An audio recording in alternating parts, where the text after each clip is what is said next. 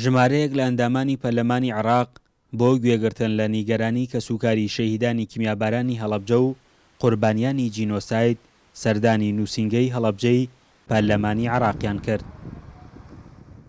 کە سوکاری شەهیدانی کیمیابارانی هەڵەبجە و قوربانیانی جینۆساید نیگەران بوون لە قەرەبوونەکردنەوەیان لەلایەن حکوومەتی عێراقەوە و خۆیان وتیان نوێنەرانی کورد وەک پێویستکاریان بۆ ئەم پرسە نەکردووە.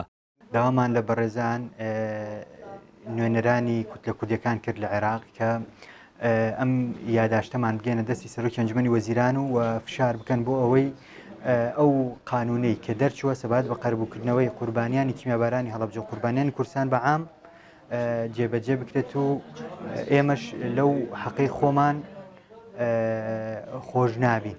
ئێمە خۆمان لەسەر قەزیە مناڵەوەکان هەنێ تێبینیمان هەبوو بە و پەرلەمانتارە بەڕێزانەمان وتووە یەکێ لەوانە پرسی کەیسی مناڵانی ون بوو کە لە پەرلەمانی عێراق توانن کتاب بکەن بۆ پەرلەمانی ئێران داوا بکەن مناڵانی ون بووی ئێران حکوومەتی ئێرانی ناچاریان کە بەگەڕانەوە. ئەندامانی پەرلەمانی عێراق سەبارەت بەم پرسا بە دەنگی ئەمریکایان ڕاگەیان لە کۆبوونەوەکەیاندا لەگەڵ قوربانیەکان بڕیاری دروستکردنی بۆردێکی بەدواداچوونیان داوە و لە نزیکترین کاتدا بۆردەکە لە بەغدا دەست بەکار دەبێت. بەڵام نەخراوەتە بواری جێبەجێکردنەوە بۆیە ئێمە هەوڵە دەین لەبەرەوەی ئەو واقعەیەکە ئێستا وەکو ئاماژەم پێکرد و پشتە بەستێ بۆ قانونانە بڕیارمانداوە لیژنەیەکی بچووک دروستەکەین. ئەم لیژنە بچووکە لە ناو یعنی نوێرایەتی هەموو فراکسیۆنەکانەکە بۆ ئەوەی تەفعیلی ئەو قانونانە بکەین و ئەنجومەنی وەزیران جێبەجێ بکە.